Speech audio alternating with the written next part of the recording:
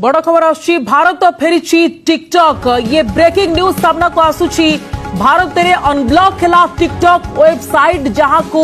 block करा जाइथिला ban करा जाइथिला ताहा भारत को पुणी फेरिला 5 वर्ष पर अनब्लॉक होईची वेबसाइट ये होची बेस लोकप्रिय वेबसाइट टिकटॉक ऐप जहां बेस लोकप्रियता साउंटी थिला टिकटॉक रे वीडियो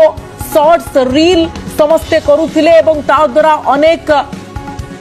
यदि आपण देखिबे बेस चर्चा को मध्य आसीथिले पैसा भी रोजगार करुथिले किंतु एहाकू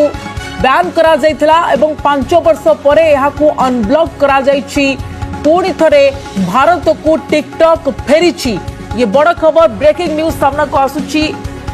भारत फेरिछि टिकटॉक जातीय सुरक्षा दृष्टि टिकटॉक को सरकार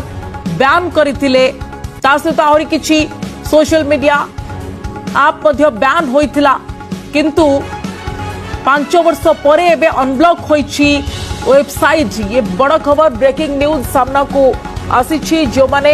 क्रमागत भाव में टिकटॉक रे रील्स करुथिले वीडियो करुथिले समानक पय निश्चित भाव ये खुशी खबर जे टिकटॉक ऐप जे बेस लोकप्रियता साउंटी थिला ता पुणी थरे